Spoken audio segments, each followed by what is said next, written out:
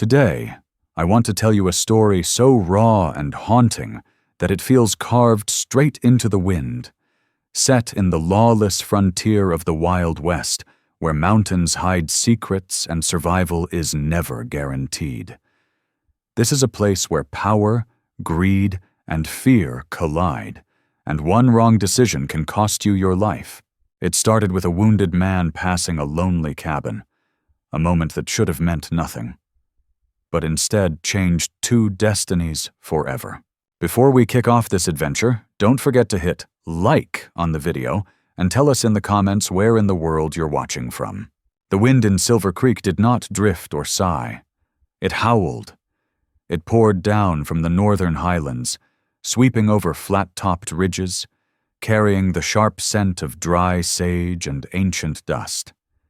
It was a restless wind, the kind that rattled window panes in timber houses and whispered through narrow cracks in the walls, reminding everyone inside just how small they were and how wide the territory truly was. It was a lonely sound. For Willa Ashen, that wind was often the only companion she kept through the long nights. She lived at the far edge of town, in a weather-beaten cabin set just far enough apart to be noticed, yet rarely visited. Much like Willa herself, at 24, Silver Creek had already decided her place in the world. They called her a spinster, a woman left behind.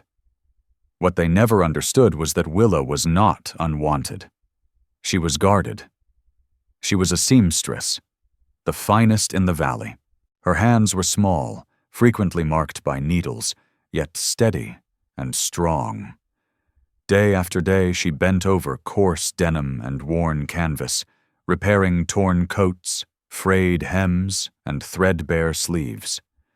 She could fix nearly anything that had been ripped apart. Everything except her own loneliness. Her mother, Willa Ashen, had left her the cabin, and a fierce sense of independence. She had also left behind a warning. Trusting others too easily was a gamble that rarely paid off, so Willa stitched her life together in solitude, watching the world pass from behind the safety of her porch rail. Then there was Rhak. Rhak did not belong to the town. He belonged to the foothills, to open land and high air where the wind cut sharp and clean. An Apache horsebreaker of 27 winters, he moved with a quiet, predatory grace. Always alert, always controlled. He did not come into Silver Creek to drink whiskey or trade stories like other drifters. He came for the livery yard, leading in strings of wild mustangs caught deep in the canyons. The townsfolk watched him with equal parts fear and fascination. He was, in a word, striking, but it was a dangerous kind of beauty, like a thunderhead heavy with lightning, like a river running wild after the thaw. He understood animals better than people. He spoke little, worked efficiently, and carried himself like a man who always kept his back protected and his eyes on the horizon. Their story began not with words, but with a moment. It was a Tuesday afternoon, dry and blazing hot. The sun baked the main street into hardened clay. Willa had stepped onto her porch to rest her eyes from a stubborn hem when sudden noise rose from the livery corral down the road. A new stallion had arrived, coal-black, powerful, terrified. His eyes rolled white with panic as two hands tried to break him. They shouted. Whips cracked. Ropes flew, only tangling further and feeding the animal's fear. The horse reared, iron-shod hooves striking the air, screaming its defiance. Then Rhak stepped into the corral. Willa watched, her breath catching in her throat. She expected force. That was the frontier way. Beat the wild until it bent. But Rhak did not lift a whip. He did not shout. He simply walked toward the thrashing stallion. His movements were slow, fluid, like water slipping around stone. He stopped several feet away as the horse snorted, trembling, sweat foaming along its neck. Rhak stood perfectly still. He lowered his head slightly, avoiding a challenge, and extended one open hand. He began to speak. Willa could not hear the words from her porch, but she saw their effect. His voice was low and rhythmic, a murmur that seemed to sink beneath the wind itself. Slowly, almost impossibly, the stallion stopped fighting. Its ears flicked forward. Rhak stepped closer, then closer still. At last, his hand rested against the animal's dark, sweating neck. He did not pull. He did not strike. He simply stood there, breathing with the horse, offering calm instead of conquest. And in that quiet moment, Willa saw something that made her heart falter. Beneath the knife at his belt, and the danger written into his stillness, there was a gentleness rooted deep within strength. And for the first time in years, she wondered what it might feel like to be near hands that could still a storm without violence. She did not know it yet, but the wind had shifted. The story had begun. Rhak remained with the stallion, matching its breath, offering a stillness stronger than panic. From beneath the shadow of her porch eaves, Willa Ashen felt her chest tighten. What she saw unsettled her. Behind the blade at his belt and the hard lines of his jaw lived a gentleness so restrained it ached to be noticed. It was not weakness. It was strength held in check, power choosing mercy. For the first time in years, Willa wondered what it might feel like to be touched by hands that could silence chaos without force.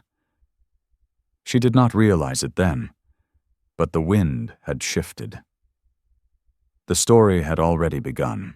Fate, as the frontier proved time and again, had a cruel habit of tightening its grip without warning. For weeks after that day, the bond between Willa and Rhak existed only in quiet moments stretched across dust and distance, a glance from her porch, a brief nod from a passing saddle. It was delicate, built on curiosity, on the rare recognition of one solitary soul sensing another. But the frontier had no patience for fragile things. It demanded payment. And on a Tuesday in late August, when the heat shimmered off the canyon floor like rising fire, it collected in blood. It happened near the crooked bend of the dry wash, no more than a few hundred yards from Willa's land. Rhak had been working a new colt, a roan with wildfire in its veins and a kick like iron. Willa did not witness the moment itself. She heard it instead, the shrill panic of a horse, followed by the dull, unforgiving sound of flesh striking hard earth. She had been kneeling in her garden, pulling sage from stubborn soil.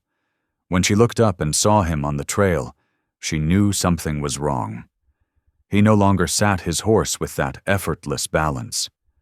His body slumped forward, his left arm hanging useless at his side. The dun mare moved carefully, almost reverently, as though aware her rider was broken. As he drew closer, Willa saw the dark stains spreading across the shoulder of his buckskin shirt.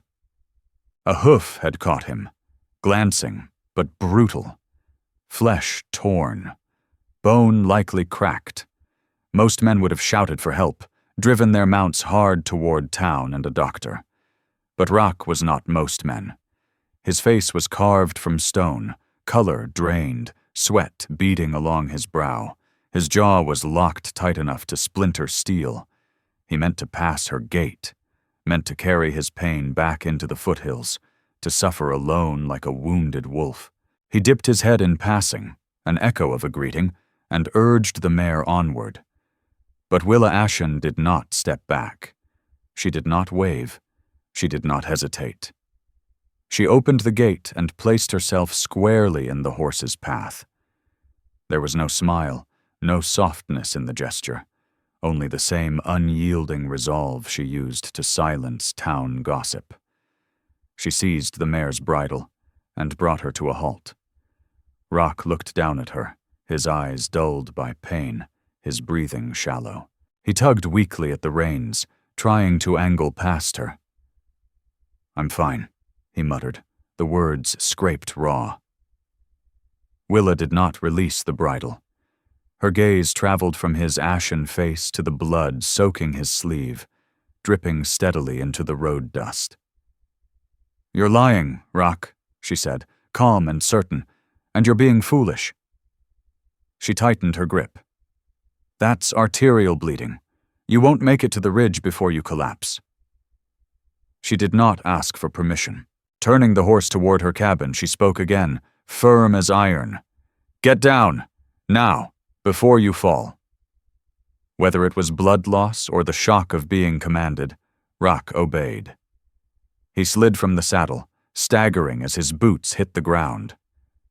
Willa was there instantly, her smaller frame bracing his weight, guiding him, not into the parlor, but into her workroom. The space was clean and bright, solid tables, the sharp scent of antiseptic mixed with dried lavender. She seated him on a wooden stool and moved with the precision of a seasoned commander. She was a seamstress. She knew how things were constructed, and more importantly, she knew how to repair them when they were torn apart. With her fabric shears, she cut away the buckskin at his shoulder, exposing the raw, angry wound beneath. The wound was ugly, ragged where the colt's hoof had torn through flesh. Willa Ashen did not flinch at the sight of it. She uncorked the whiskey and poured it straight into the gash. Rhak's breath caught in a sharp hiss, his shoulders tightening, but he did not pull away. Next, she threaded a needle. Not the fine sort meant for lace or silk, but a thick, unforgiving needle built for canvas and denim. What followed was nearly 20 minutes of quiet intensity. There were no tender words spoken, no gentle reassurances, no music beyond the wind brushing the cabin walls and the soft rasp of thread sliding through skin. Willa stood close enough that Rhak caught the clean scent of soap on her skin and the dry sage clinging to her apron. Her hands were steady, precise, drawing the torn edges together stitch by stitch. Rhak watched her as the pain burned white behind his eyes. Yet his focus narrowed to her hands alone. He noticed the slight crease in her brow, the strength hidden in her fingers as they held his skin firm. He was accustomed to fear, to suspicion, to eyes that measured him like a threat. He was not accustomed to this kind of capable care. She showed no fear of his blood, no hesitation at the scars crossing his shoulder. When she tied the final knot and clipped the thread, her hands did not tremble. She cleaned the wound again, then bound it tight with fresh white linen. The room fell silent. Not an empty silence, but a heavy one, thick with awareness. Rhak flexed his fingers, testing the arm. It held. He lifted his gaze to her, dark eyes searching her face like a man puzzling through something he could not name. "Why?" he asked quietly, his voice returning to its deep, steady register. "Why help a drifter?" Willa wiped her hands on a cloth, not meeting his eyes at first. She studied the blood staining the rag, then looked up at him. She did not speak of kindness, or charity, or faith. "I don't like seeing good things wasted," she said simply. The words lingered between them. She had not called him a man, or a neighbor. She had called him a good thing, assigning worth where the town had seen none. Rhak rose slowly to his feet. For a moment, it seemed as though he might speak again, perhaps to thank her, perhaps to ask why she lived alone in a house built for more than one soul. But words had never been his trade. He dipped his head once, deep and solemn, then turned and walked out the door. He mounted and rode away without looking back. Still, something between them had shifted. A barrier had cracked. Willa believed that might be the end of it. 2 days later, she stepped onto her porch and found a small bundle resting on the railing. It was not fur, not meat, not anything a trapper would normally offer. It was a handful of rare blue columbine blossoms, flowers that only grew in narrow stone clefts high in the peaks, places only a rider like Rhak could reach. A week later, she found an ironwood button, polished smooth as glass, left in the same place. Then a hawk's feather, banded in silver and brown. Rhak never came to the door. He never waited for thanks. But with each quiet offering placed in the pale light of dawn, the message grew clearer. He was settling a debt. Yes, but he was also answering her. She had stitched him back together. And now, in his own silent, deliberate way, he was threading himself into the fabric of her life. The slow burn had begun. Time moved differently on the frontier. It was not measured in hours or days, but in the angle of sunlight and the turning of leaves. For Willa Ashen and Rhak, time became a rhythm, a steady drumbeat echoing through the canyons of Silver Creek as summer's gold faded into the sharp, biting cold of autumn. The distance between them narrowed, not in a sudden rush, but through doors opening one hinge at a time. Rhak never knocked at her front door. Parlors and polite visits were not his way. Instead, his presence announced itself with the dull, steady thud of an axe striking wood. He came down from the foothills when frost first kissed the grass. Without a word, he shed his coat and went to work at her woodpile, splitting oak and cedar in a measured rhythm, swing, crack, stack, that held Willa's gaze longer than she cared to admit. Crack, stack, swing, crack, stack. With each clean strike of the axe, Rhak built her winter one log at a time. He split until the pile rose chest high, until oak and cedar stood stacked and ready. When the snows came deep and unforgiving, Willa Ashen would not freeze. It was an offering more intimate than any poem, and Willa answered him in the only language she trusted. When Rhak finished and turned to leave, a parcel always waited on the porch rail. It was the same every time, a round of sourdough bread, still warm, heavy with the scent of yeast and comfort, wrapped carefully in a square of faded blue linen. They spoke little during these exchanges. They did not need to. The firewood was his promise. I will keep the cold from you. The bread was her reply. I will sustain you out there. Through those long, quiet weeks, they were alone together. An invisible tether had formed between the seamstress and the horseman, unnoticed by the town, yet strong as iron wire. And peace, my friends, is often nothing more than a held breath before the storm. The breath broke in November. The wind turned sharp, tearing the last yellow leaves from the cottonwoods. Willa was in her kitchen, pressing a heavy iron against clean linen when she heard it. It was not the familiar rhythm of Rhak's mare. It was the rattle of a heavy wagon, the jingle of expensive harness. She moved to the window and pulled the curtain back a fraction. Her heart stalled, then slammed hard against her ribs. A black-painted buckboard was climbing the lane. Driving it was a man she had not seen in 5 years.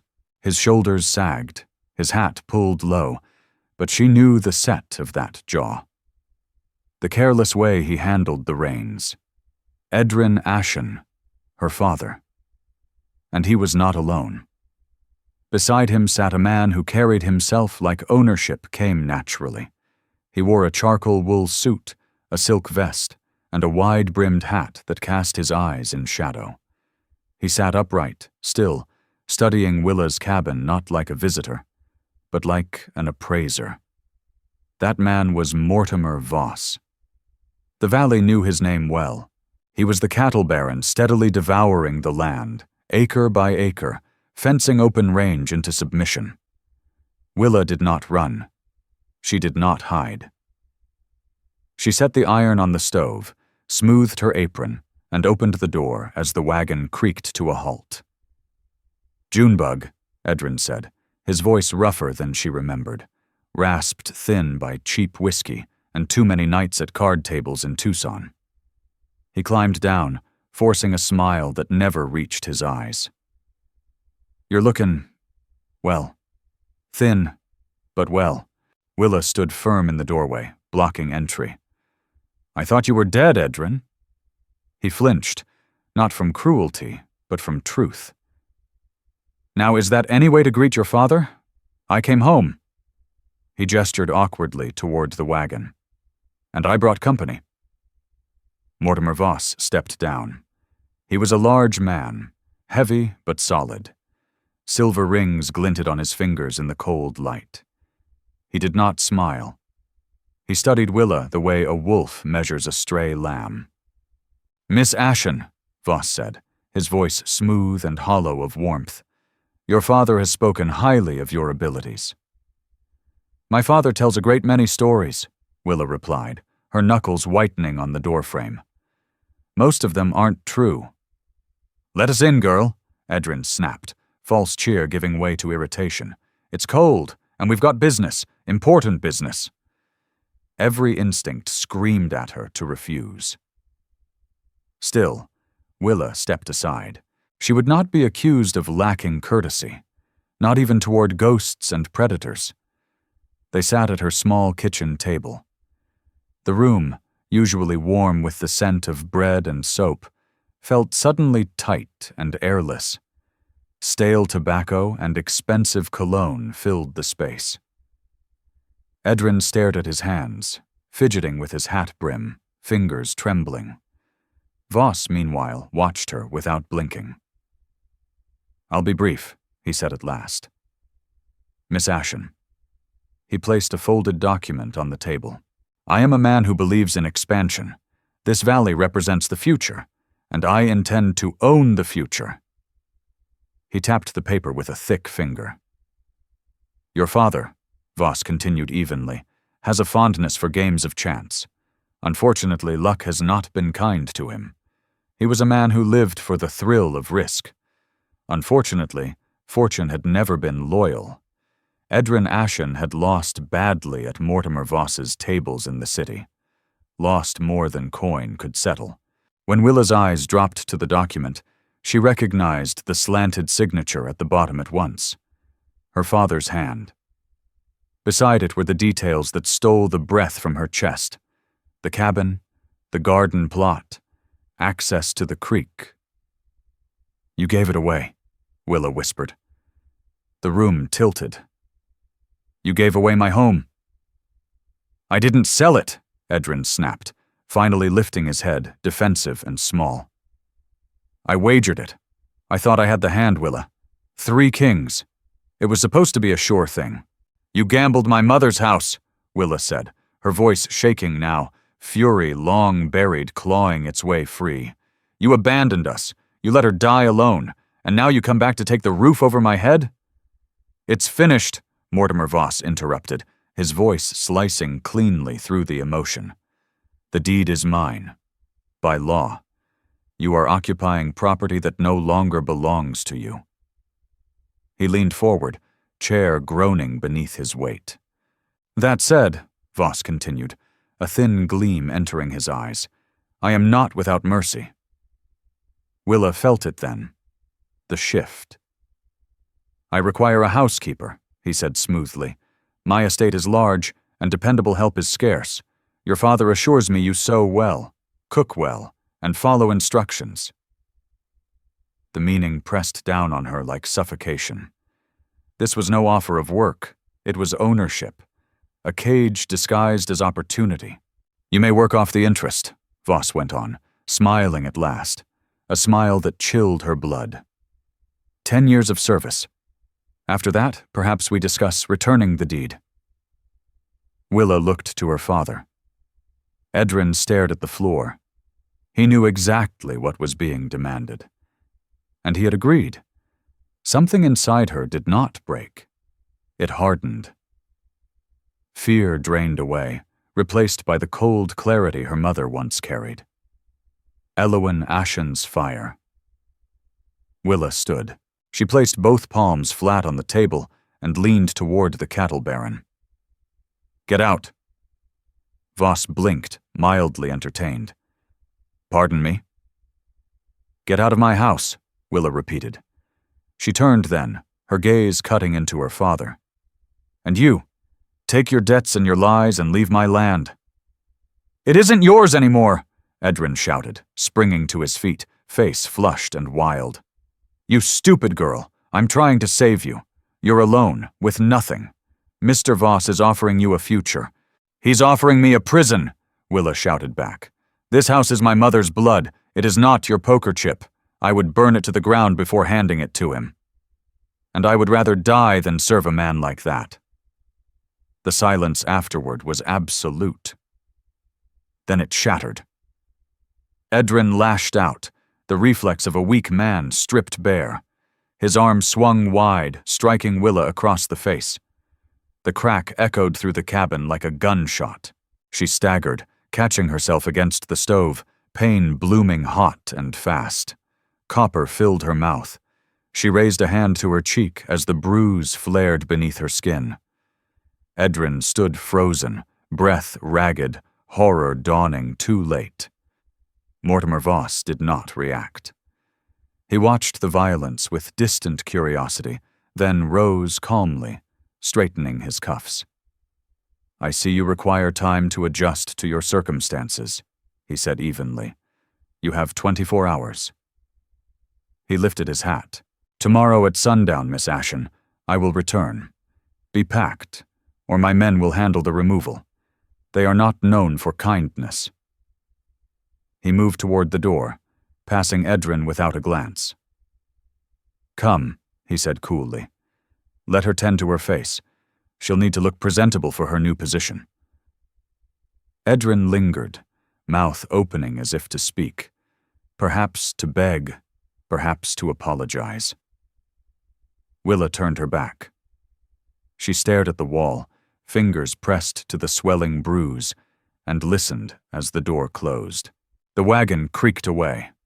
For the first time in her life, the silence of the cabin did not feel safe. It felt like a grave. She was alone, truly alone. And the past had come back to claim her. The sun slid behind the western ridge, casting no comfort over Silver Creek. Twilight was usually Willa's hour, the time of soft shadows and rising crickets. Tonight, the sky darkened like a spreading bruise. Mortimer Voss had gone, but he had left his mark. 2 men remained. They sat on her porch rail, hard-eyed, guns riding low, smoking rolled tobacco. Their laughter drifted through the thin cabin walls. They were not guards. They were watchers. Inventory did not run. Inside, Willa sat in the darkened kitchen, a cold cloth pressed to her cheek.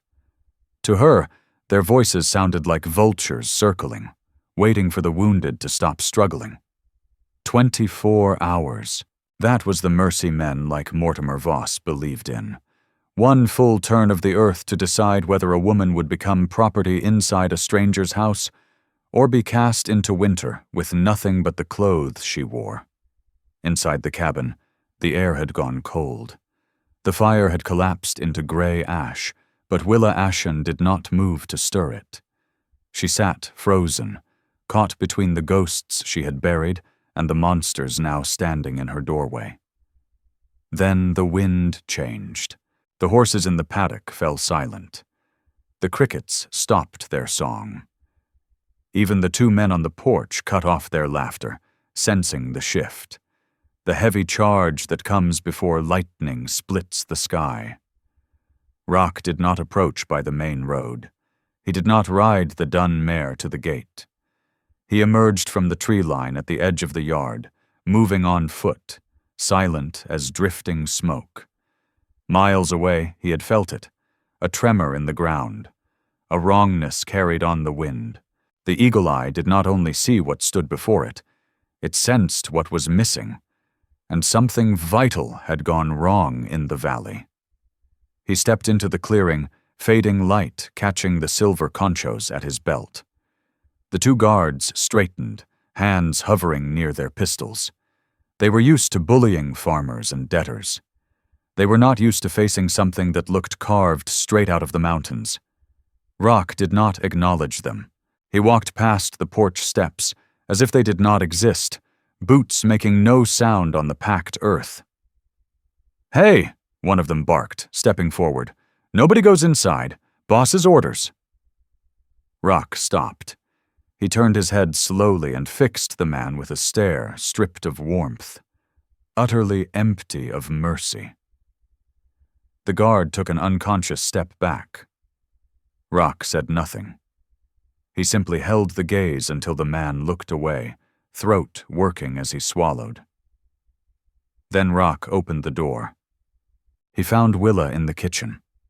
She looked up as he entered. She did not cry out. She did not break. Her eyes were hollow with exhaustion. And then he saw it. The bruise on her cheek stood out in the dim light, angry, unmistakable, the shape of a hand, her father's hand, backed by Voss's greed. The temperature in the room seemed to drop. Rhak went still. It was not the stillness of restraint. It was the stillness of catastrophe waiting to be unleashed. His chest ceased rising. His hands curled into fists so tight the leather of his gloves creaked. This was not the sloppy rage of a saloon fight. This was something older, deeper, like a mountainside holding itself back before it breaks loose. He crossed the room in 2 strides and knelt before her, bringing his face level with hers. His hand lifted, hovering near her cheek, trembling not with fear, but with the effort of not tearing the world apart. His thumb brushed the edge of the bruise, feather light, a gentleness that stood in brutal contrast to the violence that caused it. "Who?" he asked. The word was barely audible, but it carried the weight of judgment. "It doesn't matter," Willa said, her voice cracking. "It's done. They want the house, Rhak. They want me." He looked into her eyes. He saw fear, yes, but more than that, he saw bone-deep weariness, 5 years of standing alone against the world. She was tired of holding the sky by herself. Rhak did not tell her what to do. He did not command or claim. He offered her something no one ever had: a choice. "Willa," he said, his voice steady and grounding, like an anchor sinking into deep water. "What do you want to do?" She looked around the cabin, the walls she had scrubbed, the curtains she had sewn, the life stitched together from scraps and resolve. Then she looked to the door, where cigarette smoke seeped through the cracks. Finally, she looked at Rhak, at the strength he carried, the wildness he kept leashed only for her. "I want to leave," she whispered. "I don't want to fight for a house full of ghosts. I want a life where nightfall doesn't mean fear." Rhak nodded once. Then he stood and offered his hand. "Pack what matters. We ride tonight." The decision took a heartbeat, but it altered everything. Willa did not gather clothes. She did not take her sewing machine. She went to the mantel, where a heavy iron box rested. Inside lay a single sheet of paper. The deed. The lie that claimed to own her. She struck a match. The sudden flame lit her face, transforming her from prey into judgment. She touched the fire to the corner of the paper and watched as ink curled, blackened, and turned to ash. The signatures of her father and the bank vanished into smoke, a burial for her past. She dropped the embers into the hearth. "Let's go." They stepped onto the porch. The guards were waiting. Confidence had returned to them, bolstered by pistols and numbers. The taller ones sneered, stepping into their path. "Now where do you think you're going, Missy? Mr. Voss said you stay." Rhak moved in front of Willa. He did not reach for a gun. He did not draw his knife. His hand went instead to his hip, to the coiled bullwhip hanging there, a tool meant for turning herds, not men. "She goes where she chooses," Rhak said. "Not tonight," the guard replied, his hand dropping to his pistol. He never cleared leather. Rhak's arm moved faster than sight. The crack that followed split the night like thunder. The crack split the quiet yard. Sharp, violent, final. The whip snapped forward like a living thing, fast as a striking viper.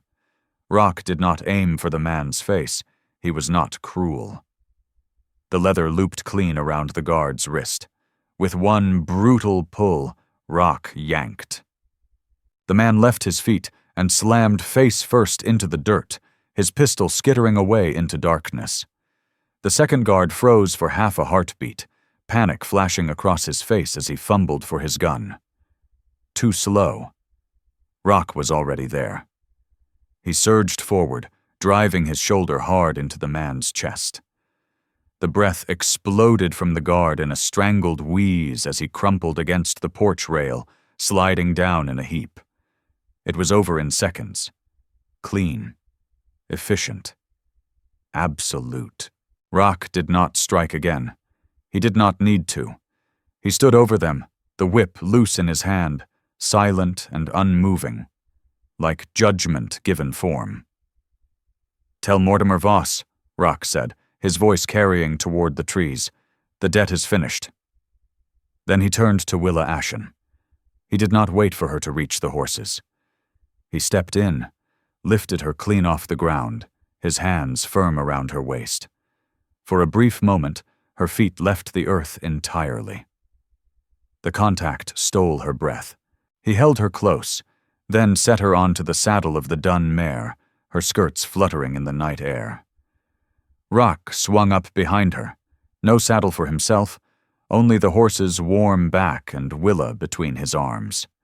He reached forward to take the reins, his forearms bracketing her, his chest pressed solidly against her spine. Heat, strength, shelter. "Hold on," he murmured into her hair. He whistled once, sharp and commanding. From the darkness, his second horse, a paint gelding, trotted out to follow. Rhak kicked the mare into motion. They did not look back at the cabin. They did not look back at the men groaning in the dirt. They rode past the gate, beyond the edge of town, turning their faces toward the mountains. The wind cut hard and cold, but for the first time in years, it did not feel lonely to Willa. It felt like release. The shadow on the doorstep was gone. They were riding into the wild. And they were riding together. Leaving a world behind is a kind of death, but it is also the only way to be born again. As they climbed higher, Silver Creek faded into a smear of gray smoke against the dark horizon. They were entering the backbone of the continent, where the air thinned and silence pressed heavy against the ears. The trail was cruel, a torn scar of shale and broken stone, winding upward through timber and rock. The horses moved with lowered heads, sensing urgency in Rhak's hands, their breath billowing white like smoke from a forge. For hours, adrenaline kept the cold at bay.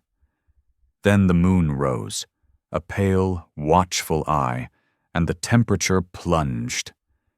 This was high desert winter, a cold that did not rest on the skin, but searched for bone. A cold that killed the careless. They rode until the horses could go no farther. Rhak guided them into a shallow hollow beneath a granite overhang, stone shielding them from the worst of the wind. He slid down from the mare, frost crunching beneath his boots, and reached up to help Willa. The moment her feet touched the ground, her knees gave. She shook violently, teeth chattering beyond control. Rhak steadied her against his chest for a breath, then moved, fast and purposeful. In this cold, stillness meant death. He built a small fire, guarded by stones, just enough to push back darkness without calling attention to them from below. Fuel was scarce this high up. The flames struggled against the cold. Rhak laid out his bedroll near the fire. It was a single buffalo robe, thick, heavy, well-worn. Only one. He had lived alone. His gear reflected it. No tent, no spare blankets, just the robe, the fire, the night. Willa stood near the flames, wrapping her thin coat tighter as Rhak tended the horses, murmuring softly as he checked their hooves. Shame washed over her, colder than the wind. Her hands were made for thread and needles, for warm rooms and careful work. Out here, she felt useless, a weight, a stone tied to the neck of a wolf meant to run free. Rhak returned to the fire and took one look at her. Blue-tinged lips, tremors racking her frame. He did not ask. "Lie down," he said, voice low and final. He gestured to the buffalo robe. Willa hesitated. "Rhak, if you sleep on the edge, you freeze," he said, stepping closer. "If you freeze, I carry you. Get under the robe." She obeyed. She lowered herself onto the hard ground, pulling the heavy fur over her shoulders. A moment later, the earth shifted. Rhak lay down beside her. At first, he did not touch her. He lay on his back, staring up at the stone ceiling, his body radiating heat beside hers. The cold crept in anyway, stealing the warmth from the narrow space between them until choice vanished. Rhak turned onto his side and pulled her back against him, his arm wrapping firmly around her waist, her spine fitting flush to his chest. It was instinct, survival. Two lives pressed together to keep death away, but as Willa's shivering eased, replaced by the slow seep of his warmth into her frozen limbs, something changed. The silence magnified everything, the crackle of dying embers, the wind clawing at stone, the steady thunder of their hearts. "I'm sorry," Willa whispered into the dark. Her voice was barely more than a breath. Fragile. Rhak felt it and stiffened. "For what?" Willa Ashen whispered. "For being deadweight? You could have been halfway to the border by now if you weren't hauling a seamstress up a mountain." She swallowed hard. "I don't belong out here, Rhak. I'm just a burden." Rhak stayed silent for a long moment. The hand resting along her arm shifted slightly, his thumb brushing the coarse wool of her coat. His voice vibrated against her back. "You think you're the weight?" he asked quietly. "Willa, look at me." She turned within the circle of his arms, facing him in the dim firelight. His eyes were dark and reflective, holding the last glow of the embers. He looked untamed, dangerous, like the very land trying to claim them. "I have lived my whole life alone," Rhak said slowly, choosing each word with the same care he used to pick a path through falling rock. "I sleep in dirt. I smell of horse sweat and blood. I don't have fine things to offer a woman like you. Just a fire and a fight." His gaze drifted toward the mouth of the shelter. "I was afraid," he admitted, voice dropping low. "Afraid I was too wild for you, that just being near me would break you." He looked back at her, eyes steady and unflinching. "I've broken wild stallions. I've fought men who meant to kill me. I've ridden through storms that tore trees out by the roots. I have never known peace, not once." He lifted his hand. Rough, calloused fingers cupped her cheek, the same cheek her father had struck. The touch was impossibly gentle, filled with reverence that stole her breath. "But you," Rhak whispered, "you are the only thing that has ever quieted me." The word settled between them, heavier than any vow.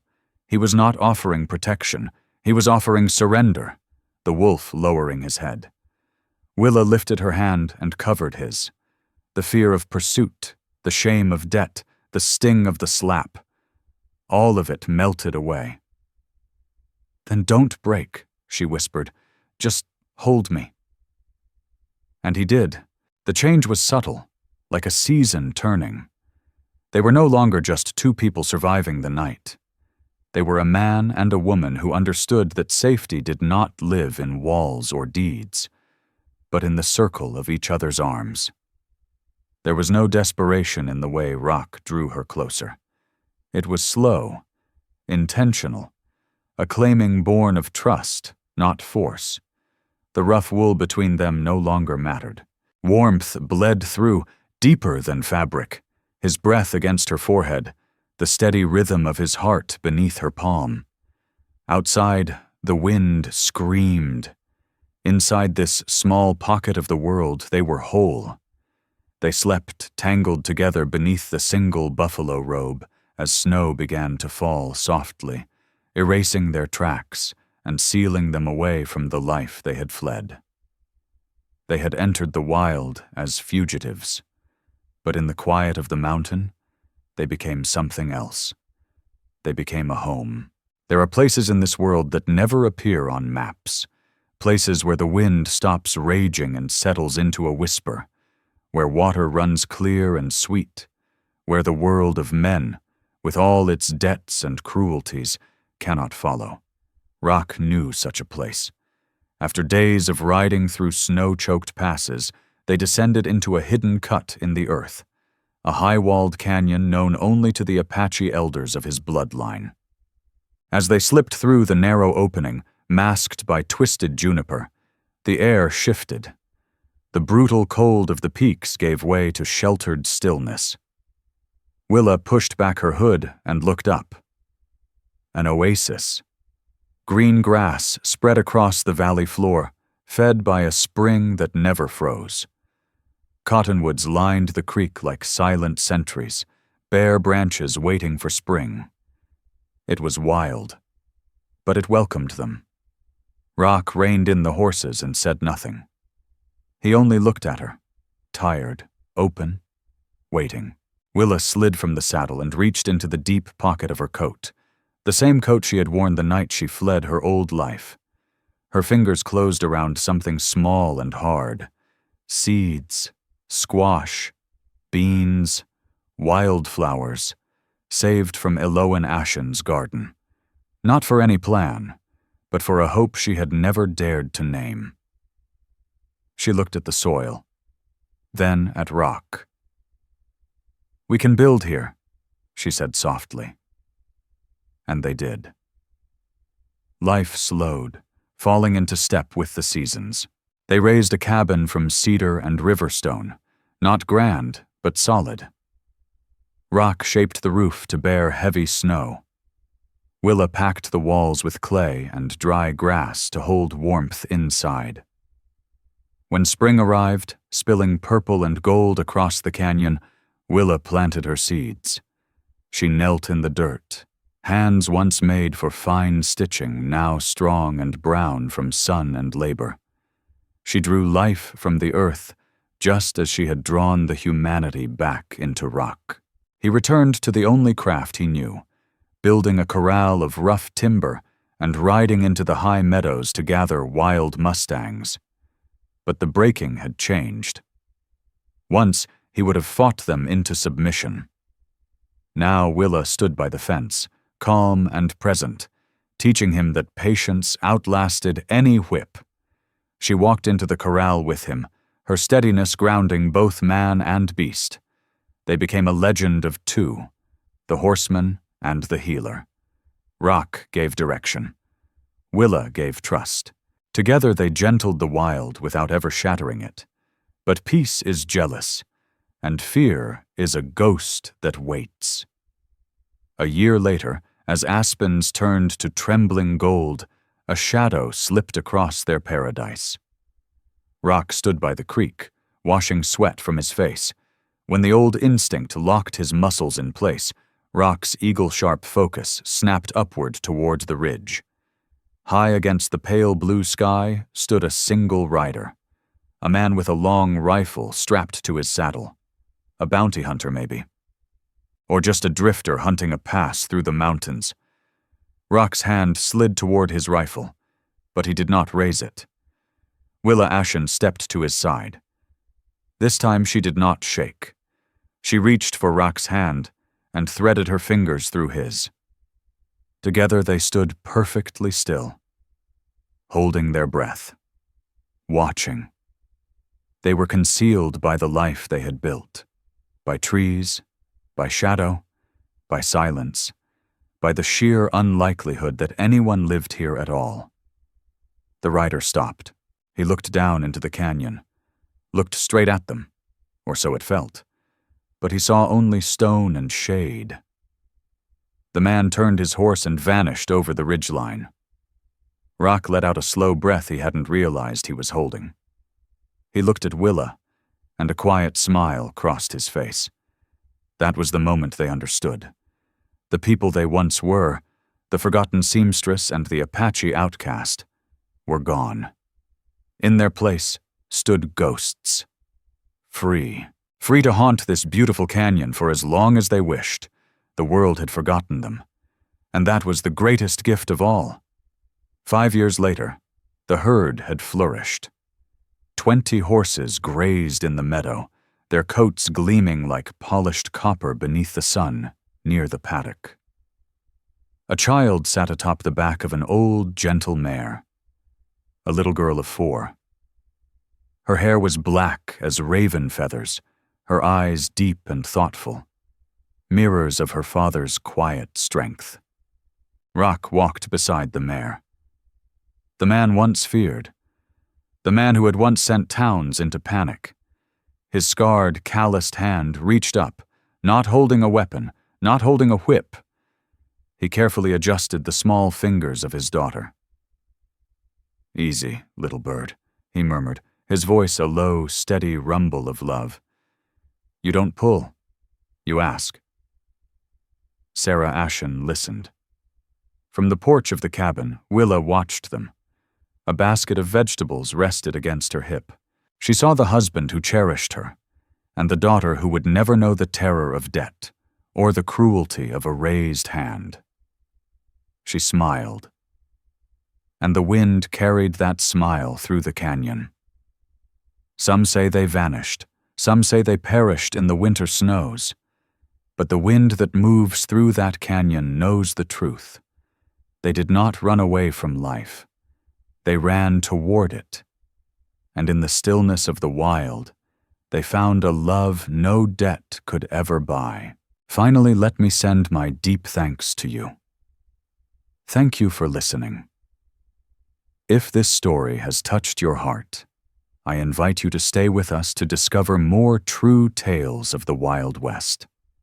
Stories that honor resilience, tenderness, and the spirit that God placed in those who blazed the trail. Subscribe, share, leave your thoughts in the comments, and join us once again to journey across this untamed land. Thank you. Aviso Legal. Disclaimer. These stories are crafted purely for entertainment and may contain imaginative additions or dramatic interpretations inspired by old frontier eras. We use AI-based resources, voice, imagery, and drafting as part of our creative process. But every final detail is carefully reviewed and shaped by human effort to preserve emotional depth and authenticity. We strictly follow YouTube's rules regarding AI-generated content and refrain from deepfakes, altered identities, or misleading representations. All images, sounds, and related materials are lawfully obtained. Please do not reuse, modify, or distribute any portion of this content without written permission. Thank you for valuing creativity, respect, and original work.